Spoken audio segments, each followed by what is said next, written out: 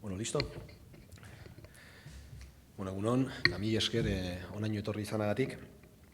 Aurko prentsaurreko honetara deitu zaituztegu, sortuk, nolabait koronavirusak eragindako krisiaren harira, azken ordu hauetan egin dituen hausnarketa, hartu dituen erabaki eta gaurkoan luzatu nahi dituen deialdien berri emateko.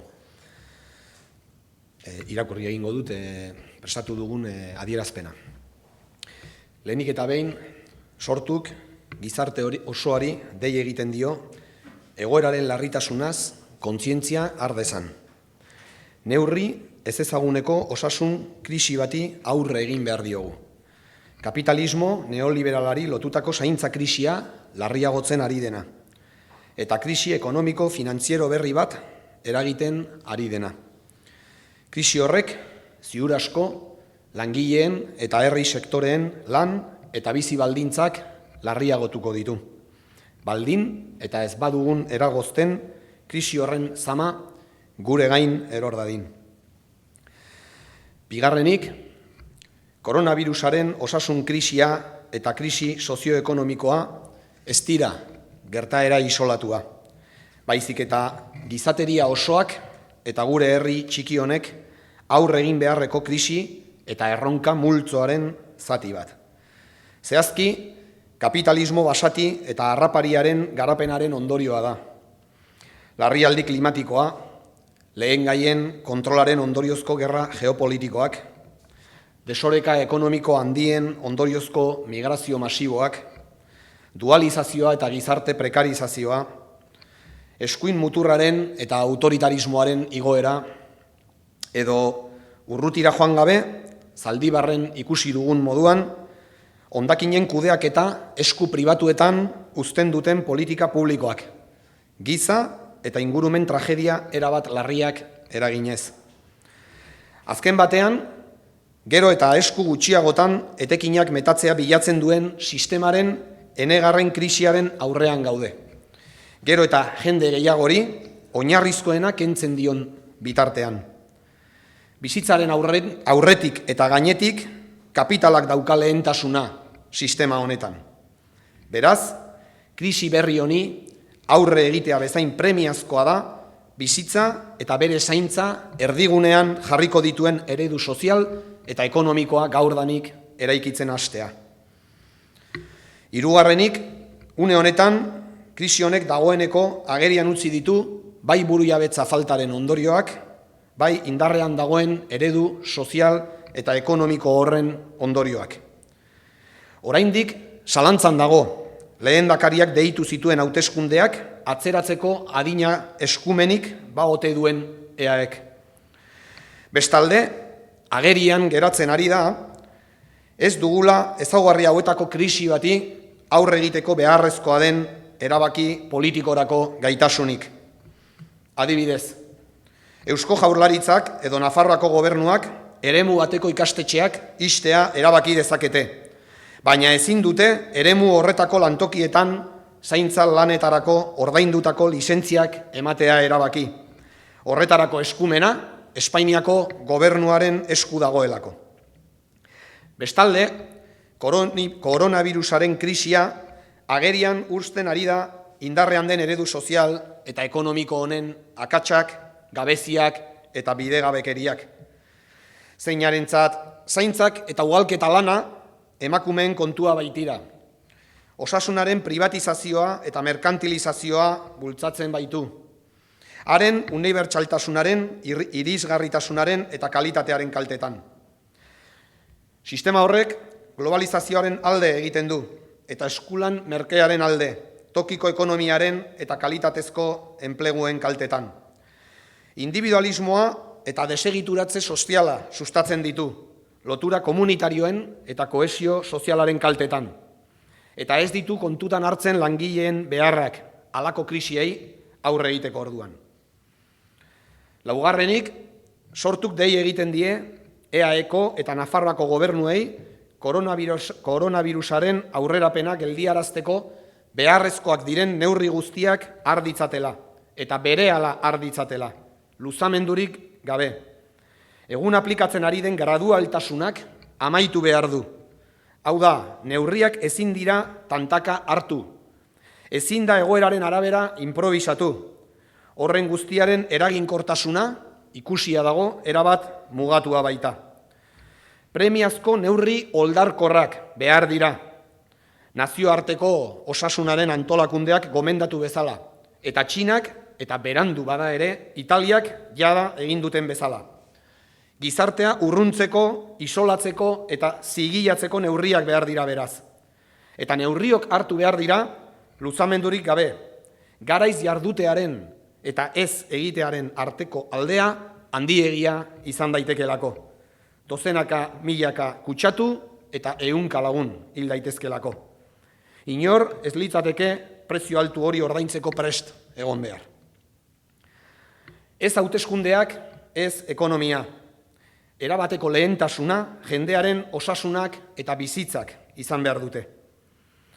Dei egiten diegu instituzioei osasun publikoa kalkulu ekonomikoen eta hauteskundeen aurretik jartzeko. Hobe da hauteskunde horiek behingoz atzeratzea, horiek ehunka lagun gehiago kutsa ditzaten arriskatzea baino. Hobe da mugikortasuna ahalik eta gehien mugatzea, osasun arloko zerbitzuak kolapsatzea baino. Hobe da galera ekonomikoak onartzea, nor sendatu eta nor ez, nor biziko den eta nor ez aukeratu behar izatea baino. Lehenik osasuna, lehenik jendea. Dei egiten dugu, EAen, Nafarroan eta Ipar Euskal Herrian mahai iraunkor bana edo krisi kabinete bana artikulatzeko. Mahai horiek alderdi politikoek, sindikatuek eta enpresaburuen erakundeek osatu beharko lituzkete, eta unean egoera ebaluatu eta beharrezkoak diren neurriak hartu beharko lituzkete, koordinatuta eta ahalik eta adostasun zabalenarekin. Halaber, dei egiten dugu, mahai horiek elkarren artean koordina daitezen, krisi honi, nazio eta herri erantzuna emate aldera. Zeren eta birusak ez baitu mugez ulertzen. Sortuk, botere publiko idei egiten die, neurri horien kostua betikoen bizkar gain gera ez dadin. Izan emakume, izan pentsiodun, langile, autonomo edo enpresari txiki. Gehien dutenek ordaindu beharko dute krisi berri hau. Elite ekonomiko eta finantzieroek, aberastasun handiek, inbertsio funtsek, multinazionalek. Horretarako, besteak beste, neurri hauek proposatzen ditu Sortuk. Osasun publikoaren sarea indartzea. Ospitale pribatuak eta oro har sare pribatua botere publikoen esku jartzea. Ordaindutako lizentziak ematea langileei zaintza lanetarako. Aparteko funts bat sortzea, megaproiektu jakin batzuk izozteagatik eta enpresa handien ekarpen berezi batetik etor litekeena. Sortuk iragartzen du bere aldetik honako neurriak hartu dituela. Bere jarduera politikoa behin-behinean etetea, bere liberatuen telelana eta bere egoitza eta lokal guztien itxiera, eta azkenik bere kidego eta oinarri soziala tokiko zein osasun alorreko agintarien esku jartzea, bai eta dagoeneko herri eta auzoetan antolatzen ari diren zaintza sareenean ere. Sortuk dei egiten dio gizarteari, instituzioen ahalmen mugatua ikusita, bere kabuz arditzan birusaren edapena mugatzea eta norbanakoen zein kolektiboaren osasuna bermatzea ahalbidetuko duten neurriak. Bukatzeko, gure konfiantza agertu nahi dugu gure herriarengan. Erronka kolektibo honi arrakastaz erantzungo diola erabat sinetsita. Gora herria. Bueno, en primer lugar, decir que la convocatoria de hoy, esta convocatoria de prensa, tiene por objetivo dar a conocer las reflexiones, las decisiones y los llamamientos que Sortu hace al hilo de la crisis del coronavirus. Voy a leer la declaración que ha aprobado la dirección de Sortu. En primer lugar, Sortu llama al conjunto de la sociedad a tomar conciencia sobre la gravedad de la situación. Nos enfrentamos a una crisis sanitaria de proporciones desconocidas, que está agravando la crisis de cuidados inherente al capitalismo neoliberal y que ya está derivando en una nueva crisis económico-financiera que a buen seguro va a agravar las condiciones de trabajo y de vida de los sectores trabajadores y populares, a menos que impidamos que el peso de la misma recaiga sobre sus espaldas. En segundo lugar, la crisis sanitaria y socioeconómica del coronavirus no es un hecho aislado, sino que forma parte del conjunto de crisis y desafíos que enfrentan tanto la humanidad como nuestro pequeño país como consecuencia del desarrollo del capitalismo salvaje y depredador. Emergencia climática, guerras geopolíticas por el control de las materias primas, migraciones masivas producto de enormes desequilibrios económicos, dualización y precarización social, ascenso de la extrema derecha y el autoritarismo. O, como hemos visto en Zaldívar, sin ir más lejos, políticas públicas que dejan en manos privadas la gestión de residuos, provocando tragedias humanas y medioambientales de gravísimas consecuencias. En definitiva, nos encontramos ante la enésima crisis de un sistema que impulsa la acumulación de beneficios en cada vez menos manos, mientras desposee de lo más básico a cada vez más gente. Un sistema que pone al capital antes que y por encima de la vida. Por lo que tan urgente como enfrentar esta nueva crisis es comenzar a construir un modelo social y económico que ponga a la vida y a sus cuidados en el centro. En tercer lugar, para este momento esta crisis ya ha puesto de manifiesto las consecuencias tanto de la falta de soberanía como del modelo social y económico en vigor.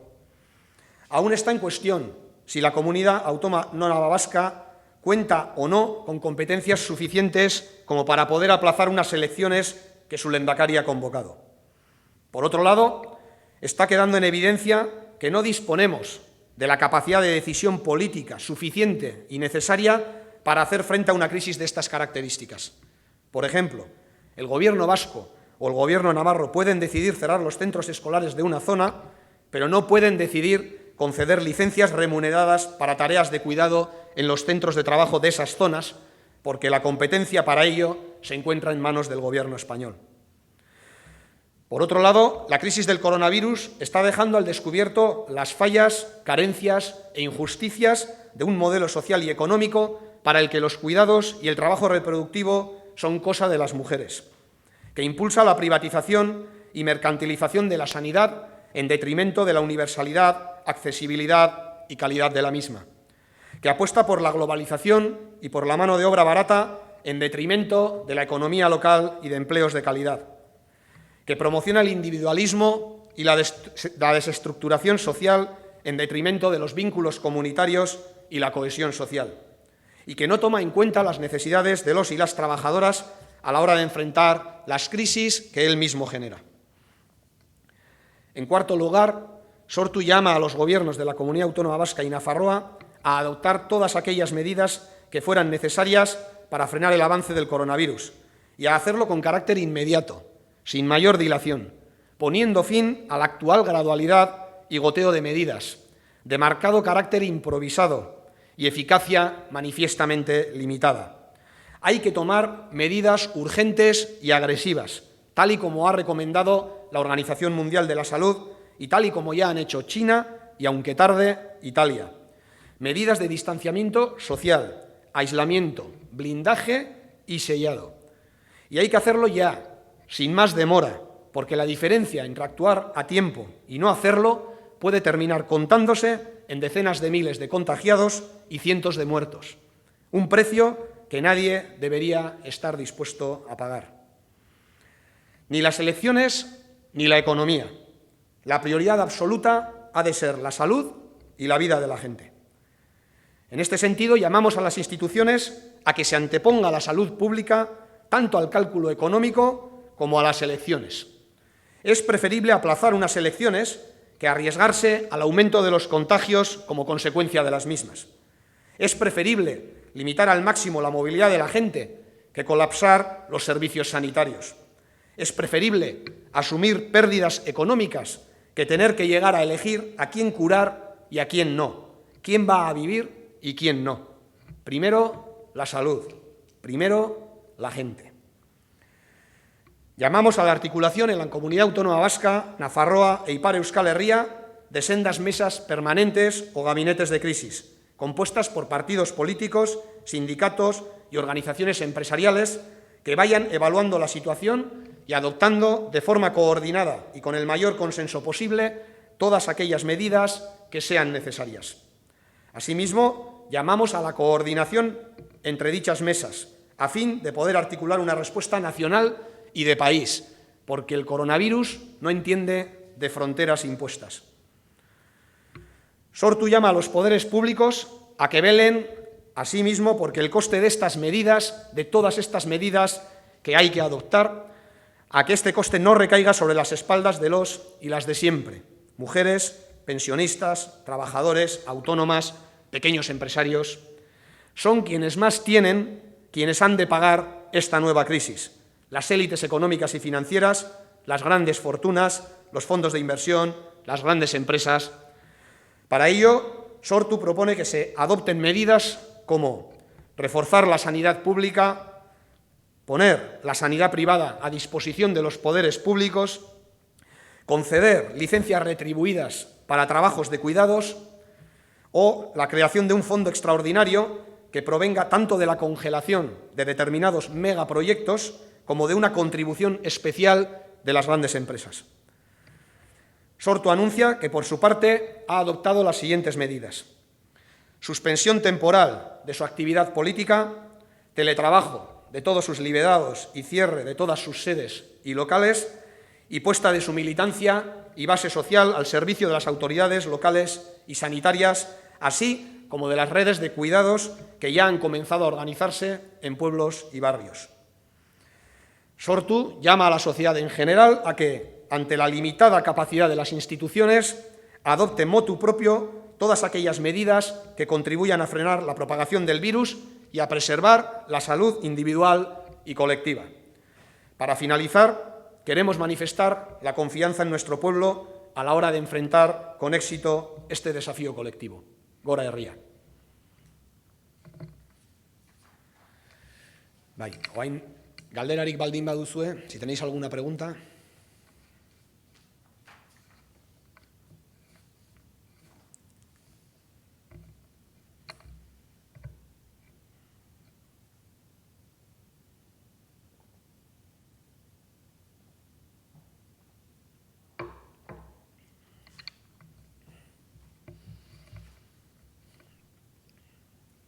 Estamos esperando a ver si hay alguna pregunta por WhatsApp.